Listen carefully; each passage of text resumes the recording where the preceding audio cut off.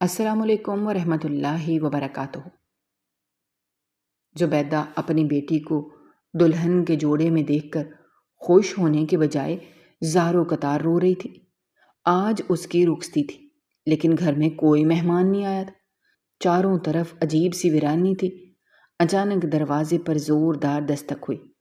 زبیدہ نے کانپتے ہاتھوں سے دروازہ کھولا تو سامنے کھڑے شخص کو دیکھ کر اس کے ہوش اڑ گئے، کیونکہ وہ کوئی اور نہیں بلکہ شام کا اندھیرا گہرا ہو رہا تھا۔ گھر کے چھوٹے سے صحن میں عجیب سی اداسی پھیلی ہوئی تھی۔ زبیدہ پرانی چارپائی کے کنارے بیٹھی اپنی بیٹی کو دیکھ رہی تھی، جو سرخ جوڑا پہنے سر جھکائے بیٹھی تھی۔ آج اس بچی کی رخصتی کا دن تھا، لیکن گھر کی حالت دیکھ کر کوئی نہیں کہہ سکتا تھا کہ یہاں کوئی خوشی کی تقریب ہے۔ زبیدہ کی آنکھوں سے لگاتار آنسو بہہ رہے تھے اور وہ اپنی قمیض کے پلو سے بار بار اپنا چہرہ صاف کر رہی تھی۔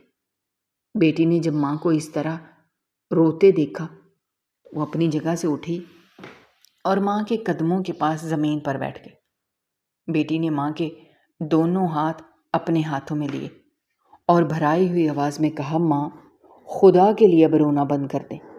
آپ اس طرح روئیں گی تو میرا دل کیسے سنبھلے گا؟ میں تو پہلے ہی اندر سے ٹوٹی ہوئی ہوں۔ زبیدہ نے تڑپ کر اپنی بیٹی کا ماتھا چوما اور بولی، میری بچی، میں کیسے نہ روؤں؟ آج تیری زندگی کا سب سے بڑا دن ہے اور اس گھر میں الو بول رہے ہیں۔ مجھے دیکھ کر موت بھی مجھ سے منہ موڑ لیتی ہے کہ میں کتنی بے بس اور لاچار عورت ہوں۔ بیٹی نے ماں کے آنسو اپنے ہاتھوں سے صاف کیے اور کہا، ماں، مجھے کسی رشتہ دار، کسی محلے والے کی کوئی ضرورت نہیں ہے۔ میرے لیے بس آپ کافی ہیں۔ آپ کی دعائیں میرے ساتھ ہیں تو مجھے کسی بھی چیز کی کمی محسوس نہیں ہو رہی۔ اب خواہ اپنا دل چھوٹا کر رہی ہیں۔ زبیدہ نے ایک لمبی آہ بھری اور کہا، تم اپنے دل کو تسلی دینے کے لیے یہ سب کہہ رہی ہو، لیکن میں جانتی ہوں ہر لڑکی کے دل میں کتنے ارمان ہوتے ہیں۔ وہ چاہتی ہے اس کی سہیلیاں اس کے پاس بیٹھیں، اس کے ہاتھ پر مہندی لگائیں، گیت گائیں، سارا گھر ہنسی مذاق سے گونج رہا ہو۔ لیکن یہاں دیکھو، چاروں طرف ہو کا عالم ہے، جیسے کسی کی میت پڑی ہو۔ بیٹی نے ماں کے گلے میں باہیں ڈال دیں اور کہا، ماں، مجھے کوئی ارمان نہیں ہے۔ میرے سارے ارمان اسی دن مر گئے تھے جب ابا ہمیں چھوڑ کر مٹی کے نیچے جا سوئے تھے۔ اب تو بس میں یہ چاہتی ہوں کہ میری وجہ سے آپ پر مزید کوئی بوجھ نہ پڑے اور میں چپ چاپ یہاں سے رخصت ہو جاؤں۔ زبیدہ کا دل اپنی بیٹی کی یہ باتیں سن کر اور بھی پھٹنے لگا۔ اس نے اپنی بیٹی کے چہرے کو غور سے دیکھا، جس پر نہ کوئی خاص سنگار تھا، نہ ہی کوئی چمک، بس ایک عجیب سی ویرانی اور خوف تھا۔ زبیدہ کہنے لگی، تیرے باپ نے ہمیشہ تجھے شہزادیوں کی طرح رکھا۔ اس کی خواہش تھی کہ وہ تیری رخصتی پر پورے محلے کو کھانا کھلائے گا، اور آج اس کا یہ حال ہے کہ اس کے گھر کا دروازہ کھولنے والا کوئی نہیں ہے۔ میں کل سارا دن محلے والوں کے دروازے کھٹکھٹاتی رہی کہ آ جاؤ، میری بیٹی کی خوشی میں شریک ہو جاؤ، لیکن سب نے کوئی نہ کوئی بہانہ بنا کر اپنے دروازے میرے منہ پر بند کر دیے۔ میرے سگے بھائی نے مجھ سے نظریں چرا لیں اور کہا، اس کے پاس وقت نہیں ہے۔ میری بہن نے بیماری کا بہانہ کر دیا۔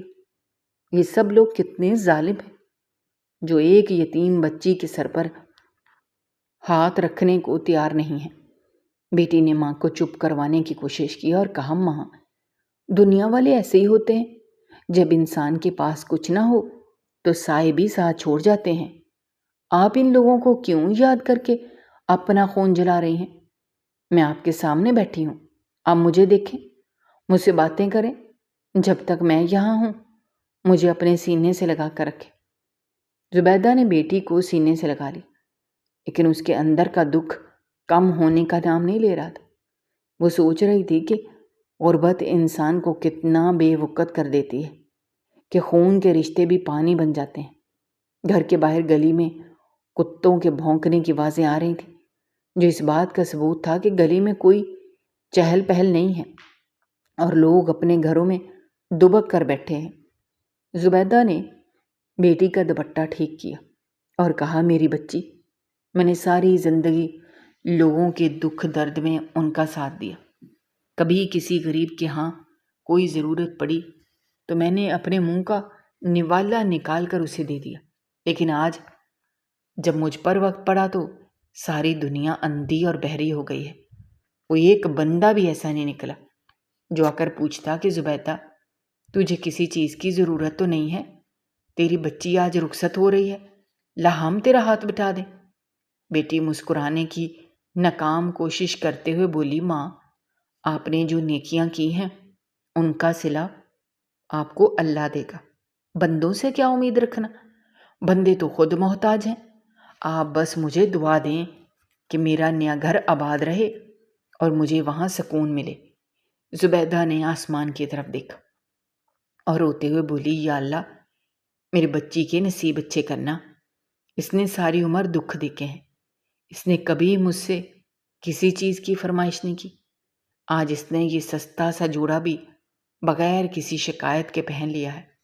तू इसकी गरीबी पर रहम करना और इसे दुनिया की हर खुशी देना।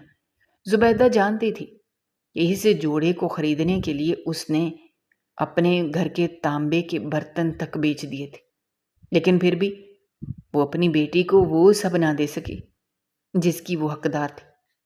बेटी के दिल में एक अनजाना सा खौफ था, लेकिन वो अपनी माँ के सामने वो खौफ जाहिर नहीं करना चाहती थी। वो जानती थी अगर उसने अपनी परेशानी माँ को बताई तो माँ तो जीते जी मर जाएगी। जुबैदा बेटी के पास से उठी और सहन में रखे हुए मट्टी के घड़े से एक गिलास पानी निकाल कर लाई। उसने बेटी को पानी पिलाया, खुद भी एक घूंट पानी पिया। पानी पीते हुए जुबैदा के हाथ मुसलसल कांप रहे थे और गिलास उसके दांतों से टकरा रहा था। उसने गिलास वापस रखा और कमरे के कोने में रखे हुए पुराने संदूक के पास गई। उसने संदूक का ढक्कन खोला। उसके कब्जों से एक अजीब सी चरचराहट की आवाज़ आई जो इस खामोश घर में बहुत बुरी लग रही थी। जुबैदा ने संदूक के अंदर हाथ डाला और एक पुराने कपड़े में लिपटी हुई कोई चीज़ निकाली। उसने वो कपड़ा खोला और उसमें से चांदी की 2 पुरानी चूड़ियाँ थीं जो बरसों से उसके पास महफूज थी। जुबैदा वो चूड़ियाँ लेकर बेटी के पास आई और बोली, ये चूड़ियाँ तेरी दादी ने मुझे मेरी रुखसती पर पहनाई थी और कहा था ये ख़ानदानी निशानी है। आज मैं ये निशानी तुझे दे रही हूँ। मेरे पास इसके अलावा तुझे देने के लिए कुछ नहीं है। मैं तो तेरा जहेज़ भी पूरा नहीं बना सकी। चंद जोड़े और चंद बर्तन हैं, वो भी मैंने कितनी मुश्किल से जमा किए हैं, ये तो मेरा खुदा ही जानता है। बेटी ने माँ के हाथों को चूमा, चूड़ियाँ पहनते हुए कहा, माँ, ये चूड़ियाँ मेरे लिए दुनिया की सबसे कीमती चीज़ हैं। आपका साया मेरे सर पर है, यही मेरा सबसे बड़ा जहेज़ है। आप अपने दिल से ये बोझ निकाल दें कि आपने मुझे कुछ नहीं दिया। आपने मुझे ज़िंदगी दी है और हर दुख में मेरा साथ दिया है। जुबैदा अपनी बेटी की समझदारी पर हैरान भी थी और दुखी भी कि हालात ने इतनी छोटी सी उम्र में उसे कितना बड़ा कर दिया है। वो बच्ची जिसके अभी खेलने कूदने के दिन थे, आज वो एक बड़ी औरतों जैसी बातें कर रही थी। जुबैदा को याद आया कि जब ये छोटी बच्ची थी तो पूरे घर में दौड़ती फिरती थी और इसके बाप की हंसी से घर की दीवारें गूंजती थी, लेकिन आज वही दीवारें उन्हें काटने को दौड़ रही थी। घर के सेन में एक पुराना नीम का दरख्त था जिसके पत्ते हवा के चलने से सरसरा रहे थे और रात की तारीकी के साथ साथ वो आवाज़ें और भी डरावनी लगने लगी थी। जुबैदा ने एक नज़र घर के खुले दरवाजे की तरफ देखा जहाँ से गली की खामोशी और अंधेरा साफ नज़र आ रहा था। उसे लग रहा था यह अंधेरा आहिस्ता आहिस्ता उनके घर के अंदर दाखिल हो रहा है और उनकी बची खुची खुशियों को भी निगल रहा है। बेटी दोबारा चारपाई के किनारे पर जाकर बैठ गई और अपना सर घुटनों पर रख लिया। उसका सुर्ख जोड़ा चारपाई से लटक रहा था। उसकी कढ़ाई में लगे हुए سستے ستارے مدھم روشنی میں ہلکی ہلکی چمک دے رہے تھے۔ زبیدہ وہیں زمین پر بیٹھ گئی۔ اس نے اپنے دونوں ہاتھ اپنے چہرے پر رکھ لیے۔ اس کے ذہن میں بے شمار خیالات آ رہے تھے۔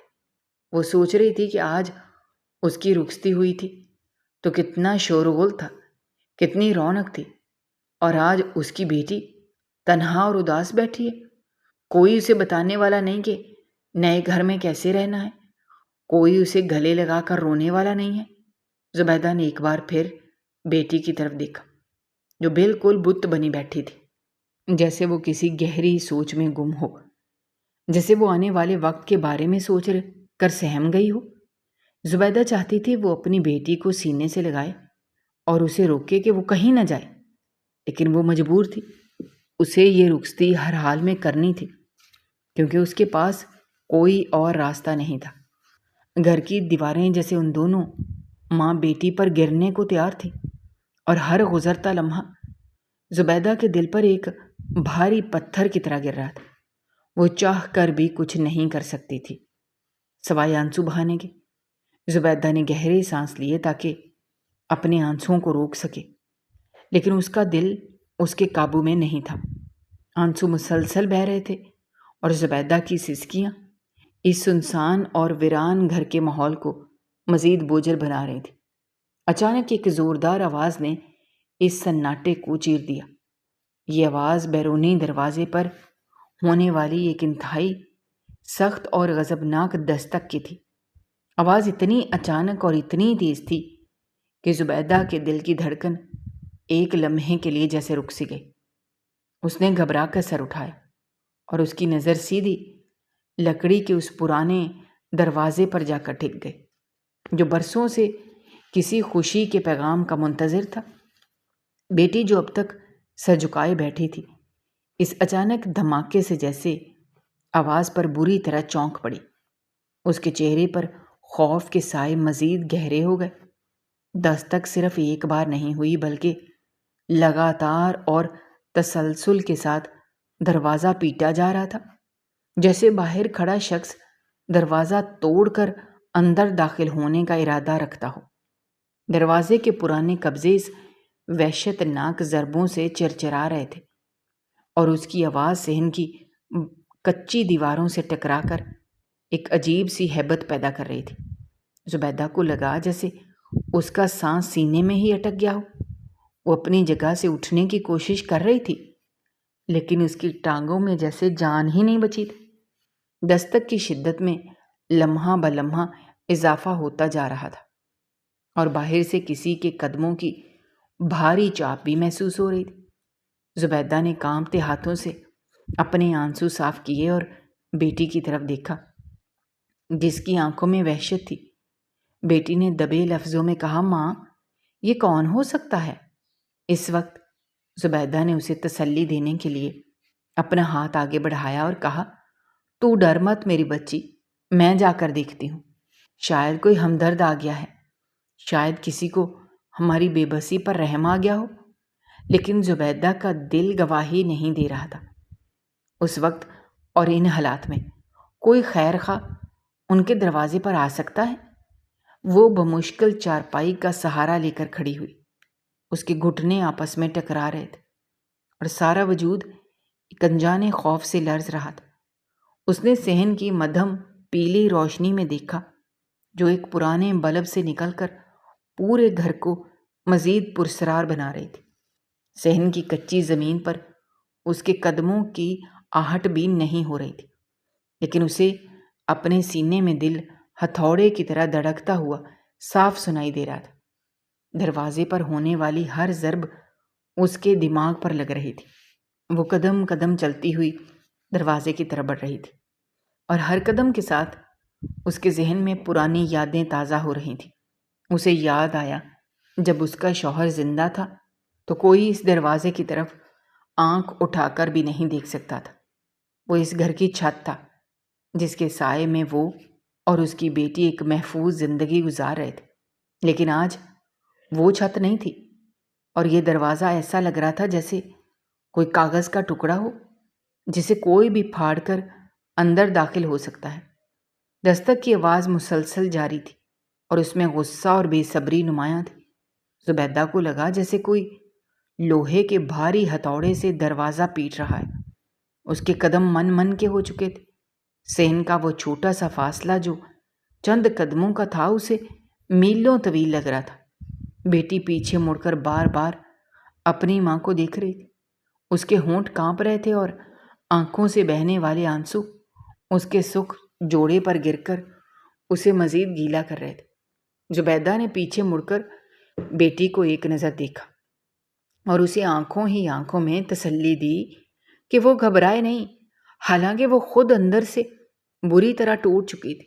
اس کا دل کسی پرندے کی طرح پھڑپڑا رہا تھا۔ دروازے کے قریب پہنچ کر اس کے محسوس کیا کہ باہر سے آنے والی ہوا میں ایک عجیب سی سردی ہے جو سیدھی اس کی ہڈیوں تک اتر رہی ہے۔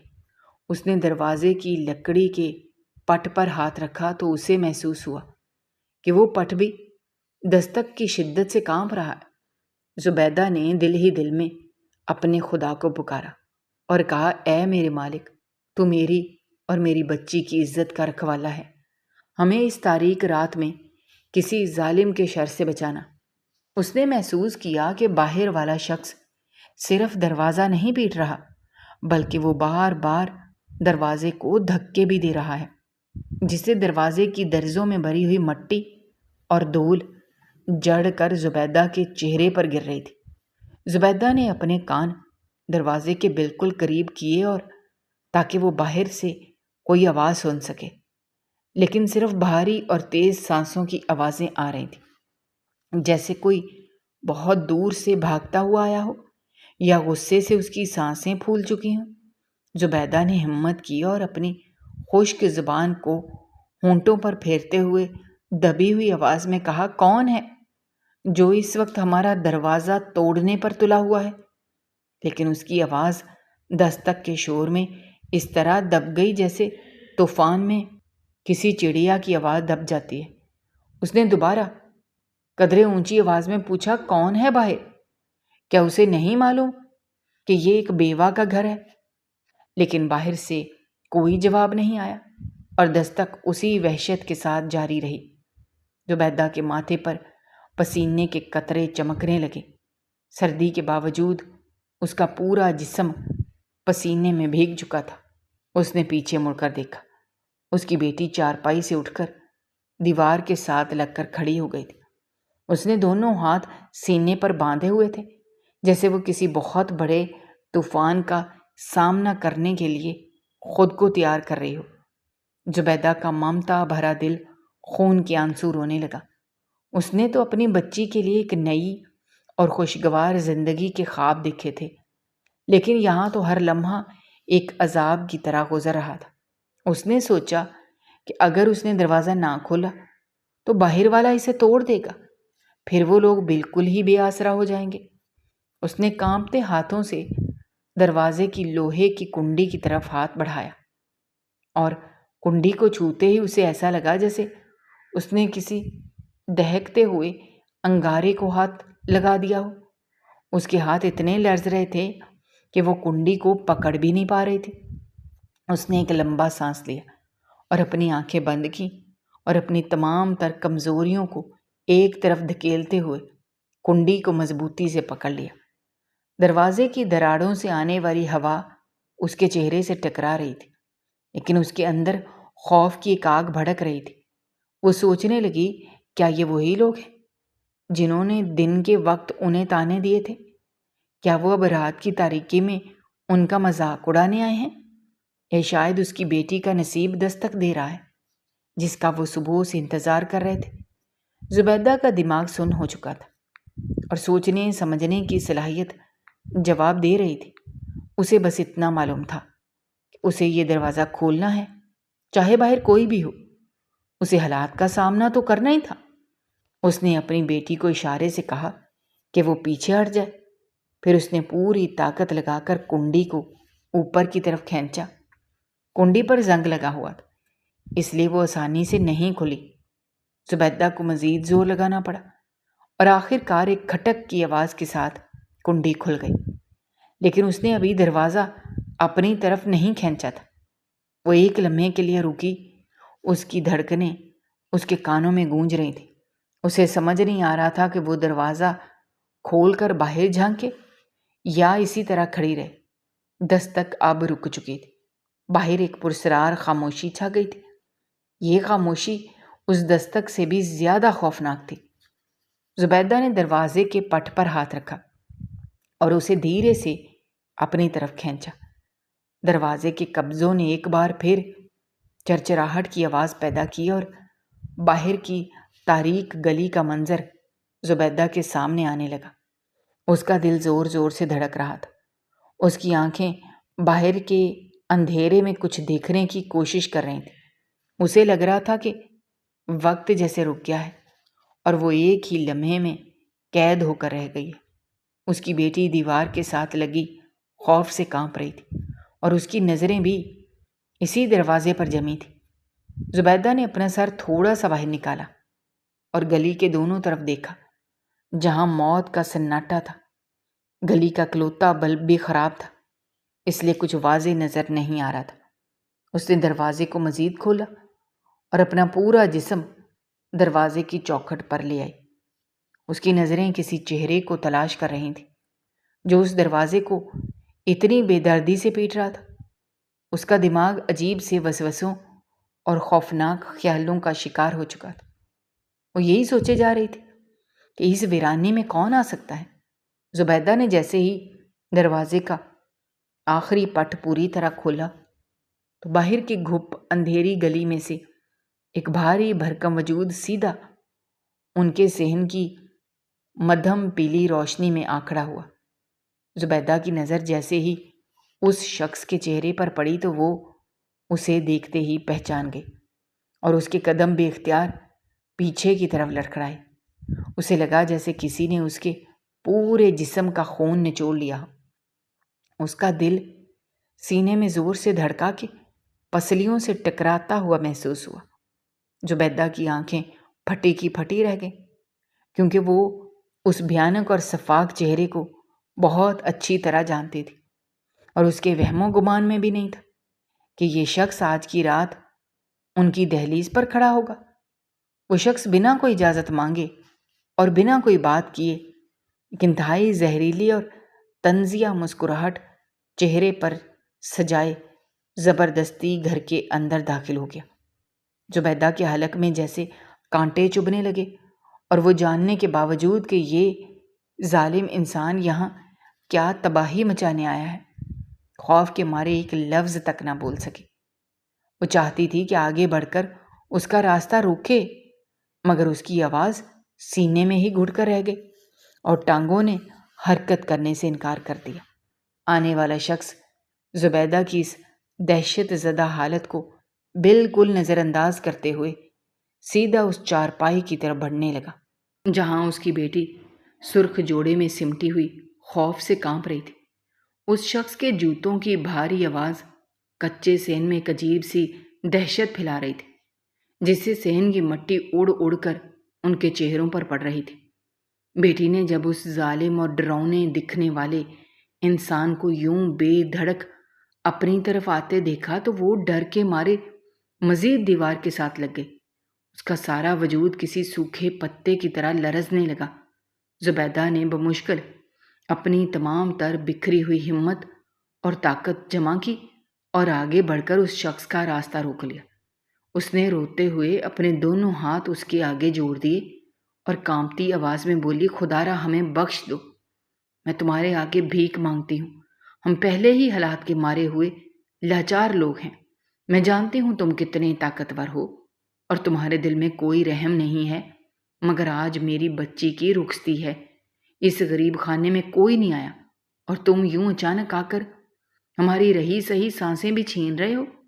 خدا کے واسطے یہاں سے چلے جاؤ اور ہماری عزت کو خاک میں مت ملاؤ، ورنہ میں چیخیں مار مار کے پورے محلے والوں کو اکٹھا کر لوں گی اور سب کو بتاؤں گی کہ تم کتنے ظالم ہو۔ زبیدہ کی اس کھوکھلی اور بے بس دھمکی پر وہ شخص ایک زوردار اور بھیانک کہکا لگا کر ہنسا، جس کی گونج اس چھوٹے سے غریب خانے کی کچی دیواروں کو ہلا کر رکھ دیا۔ اس ہنسی میں اتنی درندگی اور تکبر تھا کہ زبیدہ کے جڑے ہوئے ہاتھ خود بخود نیچے گر گئے۔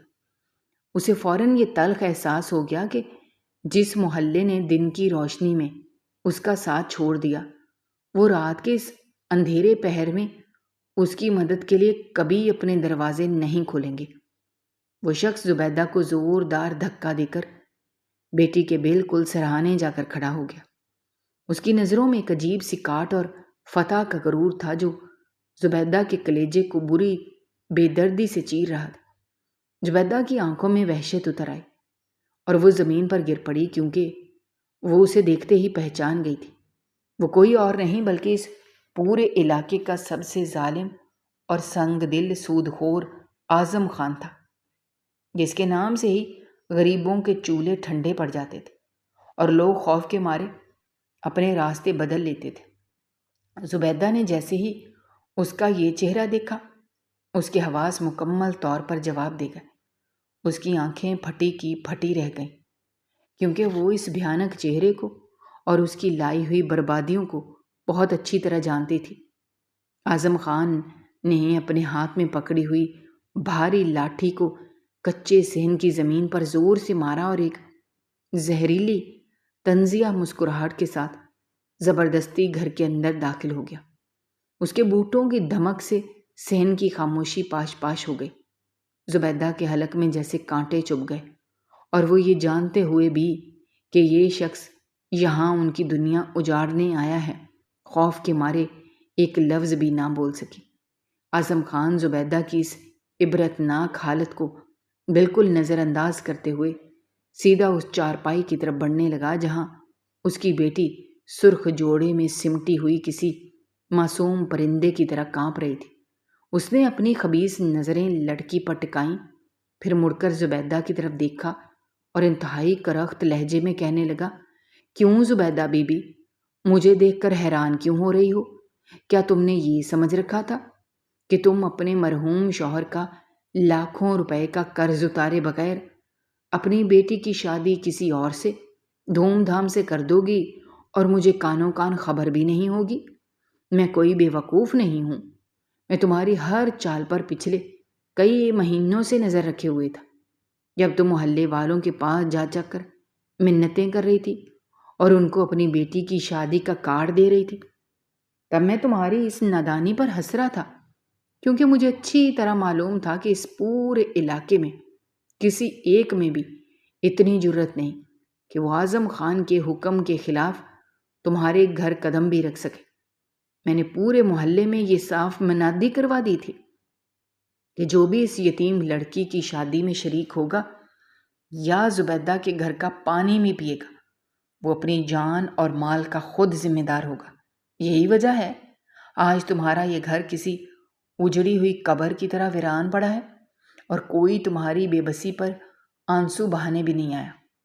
پھر اس نے ایک زوردار قہقہہ لگا کر کچی دیوار کو ہلا کر رکھ دیا، کہنے لگا، تم صبح سے جس بارات کا انتظار کر رہی ہو اور جس دولہے کے صحرا سجنے کے خواب دیکھ رہی ہو، وہ بارات اب کبھی نہیں آئے گی، کیونکہ میں نے اس لڑکے اور اس کے باپ کے گھر میں بھی اپنے گنڈے بھیج دیے تھے اور ان کو صاف الفاظ میں یہ پیغام دے دیا تھا کہ اگر آج انہوں نے تمہاری بیٹی کی طرف قدم بھی بڑھایا تو دلہے کی بارات کی جگہ اس کا جنازہ اٹھے گا، اور وہ غریب اور شریف لوگ میری طاقت اور میرے نام کے خوف سے بری طرح ڈر گئے ہیں۔ انہوں نے اپنی جان بچانے کے لیے اس شادی سے صاف انکار کر دیا اور اپنی بارات کو راستے سے ہی واپس لے گئے۔ اب تمہاری یہ بیٹی ہمیشہ کے لیے بدنام ہو چکی ہے اور کوئی بھی اس سے شادی کرنے کے لیے کبھی تیار نہیں ہوگا۔ اب تمہارے پاس میری شرط ماننے کے سوا کوئی دوسرا راستہ نہیں بچا۔ تمہارے شوہر نے اپنی بیماری کے وقت مجھ سے جو بھاری رقم سود پر لی تھی، وہ رقم اب دگنی ہو چکی ہے، اور تم نے پچھلے 3 سالوں میں مجھے ایک دھیلا بھی واپس نہیں کیا۔ میں نے تم سے پہلے ہی کہا تھا، یا تو میرا سارا پیسہ سود سمیت میرے منہ پر مارو یا پھر اپنی اس خوبصورت بیٹی کا ہاتھ میرے ہاتھ میں دے دو، لیکن تم نے خاندانی غیرت اور جھوٹی انا کا لبادہ اوڑھ کر مجھے صاف انکار کر دیا تھا اور چھپ چھپا کر اس کا رشتہ کہیں اور طے کر دیا۔ اب دیکھو، تمہارا خدا بھی میرے ساتھ ہے اور اس نے آج تمہیں بالکل تنہا کر دیا ہے۔ اب وقت ختم ہو چکا ہے اور میرا صبر بھی جواب دے گیا ہے۔ آج یہ لڑکی اسی سرخ جوڑے میں میرے ساتھ میری حویلی جائے گی اور وہاں جا کر میرے گھر کی نوکرانی بنے گی اور دن رات کام کر کے اپنے باپ کا وہ سارا قرض اتارے گی۔ یہی تمہاری سزا ہے اور یہی میرے قرض کا آخری سود ہوگا۔ زبیدہ یہ برتناک اور خوفناک انکشاف سن کر پاگلوں کی طرح عاظم خان کے پیروں میں گر گئی۔ اس کی مٹی سٹے ہوئے بھاری بوٹوں کو اپنے ہاتھوں سے پکڑ کر بلک بلک کر رونے لگی۔ وہ ہچکیاں لیتے ہوئے کہنے لگی، اعظم خان، خدا کے لیے میری معصوم بچی پر رحم کھاؤ، اس کا اس قرض سے کوئی لینا دینا نہیں ہے۔ یہ تو ابھی دنیا کے سرد و گرم سے بھی واقف نہیں۔ تم جو سزا دینا چاہتے ہو مجھے دے دو، مجھے اپنی حویلی لے جاؤ، مجھے اپنی نوکرانی بنا لو، میں تمہارے گھر کا ہر کام کروں گی، تمہارے پیر دھو کر پیوں گی، لیکن میری بچی کی زندگی برباد مت کرو۔ میں تمہارا ایک ایک پیسہ اتار دوں گی، مجھے تھوڑی سی مہلت دے دو۔ میں دن رات محنت مزدوری کروں گی، لوگوں کے گھروں میں جھاڑو پوچھا کروں گی، لیکن میری اس یتیم بچی کی عزت کو بازار میں مت رولو۔ مگر اس سنگ دل سود خور کے دل میں رحم کا ایک قطرہ بھی نہیں تھا۔ اس نے انتہائی بے دردی سے زبیدہ کو اپنے بوٹ کی ٹھوکر ماری، جس سے وہ بوڑھی عورت کچے صحن کی سخت زمین پر دور جا گری۔ اس کے ماتھے اور ہاتھوں پر گہری چوٹیں آئیں جہاں سے خون رسنے لگا۔ بیٹی نے جب اپنی ماں کو اس طرح تڑپتے اور زمین پر گرتے دیکھا تو اس کے اندر کا سارا خوف ایک دم غائب ہو گیا اور اس کی جگہ ایک شدید غصے اور خاندانی غیرت نے لے لی۔ وہ اپنی جگہ سے شیرنی کی طرح اٹھی اور دوڑتی ہوئی اپنی ماں کو زمین سے اٹھا کر اپنے سینے سے لگا لیا۔ اس نے اپنی ماں کے آنسو پونچھے اور پھر سود خور اعظم خان کی آنکھوں میں آنکھیں ڈال کر انتہائی دلیرانہ لہجے میں بولی کہ تمہیں شرم آنی چاہیے، ایک بوڑھی بیوہ اور بے بس عورت پر ہاتھ اٹھاتے ہوئے۔ تم اپنے آپ کو اس علاقے کا چودھری اور خان سمجھتے ہو، لیکن تم اصل میں ایک بزدل اور کمین انسان ہو جو صرف مجبور اور لاچار لوگوں پر اپنی طاقت کا رعب جماتا ہے۔ میں تمہیں تمہاری اس گندی شرط کو اپنے جوتے کی نوک پر رکھتی ہوں اور میں مرنا پسند کروں گی، لیکن تم جیسے ظالم اور وحشی انسان کے ساتھ کبھی ایک قدم بھی نہیں چلوں گی، چاہے میری جان ہی کیوں نہ چلی جائے۔ اعظم خان اس کمسن لڑکی کی یہ جرت اور دلیرانہ باتیں سن کر غصے سے بالکل پاگل ہو گیا۔ اس کا چہرہ مارے تیش کے سرخ ہو گیا، اس کی آنکھوں میں خون اتر آیا۔ اس نے اپنی لاٹھی ایک طرف پھینکی اور غراتے ہوئے کہنے لگا، تمہاری اتنی جرت کہ تم اعظم خان کے سامنے کھڑے ہو کر زبان چلاؤ؟ اب تو میں تمہیں سیدھی طرح نہیں بلکہ گھسیٹتے ہوئے یہاں سے لے کر جاؤں گا اور دیکھتا ہوں کہ اس پورے شہر میں کون مجھے روکتا ہے۔ اس نے آگے بڑھ کر جیسے ہی لڑکی کا بازو پکڑنے کے لیے اپنے گندے ہاتھ بڑھائے تو قدرت کا قانون حرکت میں آ گیا اور عین اسی لمحے گلی کے موڑ سے تیز اور چدیا دینے والی روشنیوں کا ایک بہت بڑا سیلاب ان کے صحن کی کچی دیواروں پر پڑا۔ کتے جو گلی میں خاموش تھے وہ یکدم زور زور سے بھونکنے لگے اور گاڑیوں کی بھاری انجنوں کی گرجدار آوازیں اس سنسان رات کے سناٹے کو چیرتی ہوئی سنائی دیں۔ دیکھتے ہی دیکھتے ایک نہیں بلکہ 3 بھاری گاڑیاں ان کے دروازے کے باہر آ کر رکیں اور ان کے ٹائروں کے رگڑ کھانے کی شدید آواز سے پورا محلہ گونج اٹھا۔ زبیدہ اور اس کی بیٹی نے حیرت اور ایک نئی امید کے ساتھ کھلے ہوئے دروازے کی طرف دیکھا، جہاں اب نیلی اور سرخ بتیاں تیزی سے گھوم رہی تھیں اور ان کی چمکدار روشنی پورے صحن کے اندھیرے کو ختم کر رہی تھی۔ یہ قانون نافذ کرنے والے سرکاری کارندوں اور تھانے دار کی گاڑیاں تھیں جن کے ساتھ مسلح جوانوں کی ایک بہت بڑی نفری موجود تھی۔ دروازہ جو پہلے ہی آدھا کھلا تھا ایک زوردار دھکے کے ساتھ پورا کھل گیا اور سرکاری جوان اپنے ہاتھوں میں جدید ہتھیار لیے انتہائی تیزی کے ساتھ صحن کے اندر داخل ہو گئے۔ انہوں نے 1 سیکنڈ کے اندر سودخور اعظم کو چاروں طرف سے گھیر لیا اور اس کی کمپٹی پر ہتھیار تان لیے۔ اعظم خان جو اب تک خود کو اس علاقے کا سب سے بڑا آدمی سمجھ رہا تھا، سرکاری جوانوں اور قانون کی اس اچانک لوہے کو اپنے سامنے دیکھ کر اس کے ہوش اڑ گئے۔ اس کی ساری بدماشی ایک لمحے میں ہوا ہو گئی اور اس کا چہرہ خوف کے مارے بالکل سفید پڑ گیا۔ اس کی ٹانگیں کانپنے لگیں اور وہ پکار اٹھا کہ مجھے کیوں پکڑ رہے ہو؟ میں نے کیا کیا ہے؟ اس کے ٹھیک پیچھے وہ جوان دلہا جس کی برات کا صبح سے انتظار کیا جا رہا تھا، اپنے بوڑھے باپ اور خاندان کے تمام معزز مردوں کے ساتھ صحن میں داخل ہوا۔ دلہے نے جب اپنی دلہن کو اس حالت میں دیکھا تو وہ اپنی زخمی ماں کو سنبھالے کھڑی ہے تو اس کا خون کھول اٹھا۔ وہ تیزی سے آگے بڑھا اور زبیدہ کے پاس بیٹھ کر کہنے لگا، ماں جی، اب آپ کو مزید رونے کی یہ ڈرنے کی ضرورت نہیں ہے۔ آپ کا بیٹا اپنی برات لے کر آ گیا ہے اور اب کوئی ظالم آپ کی طرف آنکھ اٹھا کر بھی نہیں دیکھ سکتا۔ تھانے دار آگے بڑھ کر اعظم خان کے دونوں ہاتھوں کو پیچھے کر کے لوہے کی مضبوط ہتھکڑیاں لگائیں اور اس کے چہرے پر ایک سخت ہاتھ مار کر بولا، اعظم خان کا ظلم کا بازار اب ہمیشہ کے لیے بند ہو چکا ہے۔ تم سمجھتے تھے کہ تم اس غریب عوام کو ڈرا دھمکا کر ان کی بیٹیوں کی عزتوں کے ساتھ کھیلو گے اور قانون سوتا رہے گا۔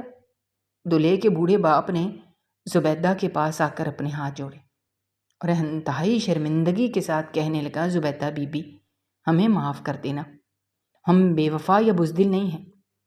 بات اصل میں یہ تھی کہ جب اس سود خور کے گنڈوں نے ہمارے گھر آ کر ہمیں جان سے مارنے کی دھمکی دی اور برات روکنے کا کہا تو ہم نے گھر بیٹھنے کے بجائے یہ فیصلہ کیا کہ ہم اس ظلم کے سامنے سر نہیں جھکائیں گے۔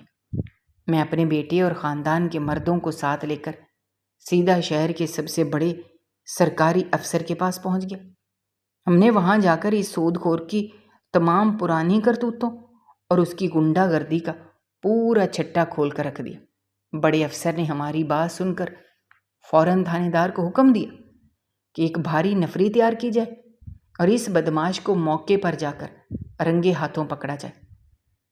اس قانونی کارروائی اور شہر سے یہاں تک آنے میں ہمیں تھوڑی دیر ہو گئی، جس کی وجہ سے تمہارا یہ گھر ویران رہا اور تم پر قیامت گزری، لیکن خدا کا لاکھ لاکھ شکر ہے کہ ہم بالکل صحیح وقت پر پہنچ گئے اور اس ظالم کو اس کے انجام تک پہنچا دیا۔ تھانے دار نے سود خور کو ایک زور کا جھٹکا دیا اور اپنے جوانوں سے کہا کہ اس کو گھسیٹتے ہوئے گاڑی میں ڈالو۔ اس کے خلاف پہلے ہی درجنوں غریبوں نے چھپ کر شکایت درج کروا رکھی تھی، لیکن کوئی بھی اس کے خلاف عدالت میں گواہی دینے کو تیار نہیں تھا۔ آج اس نے اس معصوم لڑکی کی زندگی برباد کرنے کی کوشش کر کے اپنے گناہوں کا گھڑا خود ہی بھر دیا ہے۔ اب یہ اپنے باقی کی پوری زندگی جیل کی کال کوٹڑی میں سڑتے ہوئے گزارے گا۔ اس نے جو ناجائز اور جھوٹا سود زبیدہ کے شوہر پر چڑھا رکھا تھا، وہ بھی سرکاری حکم کے تحت اب ہمیشہ کے لیے منسوخ اور ختم کر دیا گیا ہے۔ اعظم خان سر جھکائے خجل اور رسوا ہو کر اپنی لاٹھی گلی میں چھوڑ کر سرکاری جوانوں کے پیچھے چل پڑا۔ محلے والے جو اب تک اپنے گھروں کی کھڑکیوں اور دروازوں کی دراڑوں سے یہ سب تماشا دیکھ رہے تھے، جب انہوں نے دیکھا کہ اس پورے علاقے پر اپنی مرضی چلانے والا ظالم اب قانون کے لوہے کے شکنجے میں جکڑا جا چکا ہے، ان کے دلوں سے بھی سالوں پرانا خوف ایک دم نکل گیا۔ وہ سب مرد اور عورتیں آہستہ آہستہ اپنے گھروں سے باہر نکل آئے اور زبیدہ کے صحن میں جمع ہونے لگے۔ ہر پڑوسی اور رشتہ دار زبیدہ سے ہاتھ جوڑ کر معافی مانگ رہا تھا کہ وہ صرف اپنی جانوں کے ڈر کی وجہ سے اس کی خوشی میں شریک نہیں ہو سکے۔ زبیدہ کی آنکھوں میں اب جو آنسو بہہ رہے تھے وہ بے بسی یا دکھ کے نہیں تھے، بلکہ وہ اپنے مالک کے حضور شکرانے اور مسرت کے آنسو تھے۔ اس نے اپنے دونوں زخمی ہاتھ آسمان کی طرف اٹھائے اور سجدے میں گر کر اپنے پروردگار کا شکر ادا کیا، جس نے ایک بے آسرا بیوہ اور یتیم بچی کی لاج پورے محلے کے سامنے رکھ لی تھی۔ دلہے کے باپ نے مسکراتے ہوئے کہا، زبیدہ بی بی، اب اداسی کا وقت ختم ہو چکا ہے، رات اب ڈھلنے کو ہے، صبح کی پہلی کرن پھوٹنے والی ہے، ہمیں دیر نہیں کرنی چاہیے اور اپنی بہو کو پورے مان اور عزت کے ساتھ اپنے گھر لے کر جانا ہے۔ انہوں نے محلے کی عورتیں جو ابھی تک خاموش تھیں، انہوں نے فوراً خوشی کے گیت گانے شروع کر دیے، اور وہ سنسان گھر جو کچھ دیر پہلے ماتم کدہ بنا ہوا تھا، اب چند ہی منٹوں میں رونق، ہنسی اور خوشیوں کی آوازوں سے گونج اٹھا۔ بیٹی نے اپنی ماں کے گلے لگ کر روتے ہوئے الوداع کہا، لیکن اس بار اس کی آنکھوں میں خوف کا کوئی سایہ نہیں تھا، بلکہ ایک روشن مستقبل کی امید تھی۔ زبیدہ نے مسکراتے ہوئے اپنی بیٹی کو الوداع کیا، اور اس طرح اس تاریک اور ویران رات کا انجام ایک انتہائی خوبصورت اور برکت والی صبح کی صورت میں ہوا، جس نے ان کی زندگیوں کے تمام پچھلے دکھوں اور تکلیفوں کو ہمیشہ کے لیے مٹا کر رکھ دیا۔ دوستو، ہماری آج کی یہ کہانی آپ کو کیسی لگی؟ کامنٹ باکس میں اپنی رائے کا اظہار کرنا مت بھولیے گا، اور اگر آپ ہمارے چینل پر نئے ہیں تو چینل کو سبسکرائب کرنا بھی مت بھولیے گا۔ شکریہ۔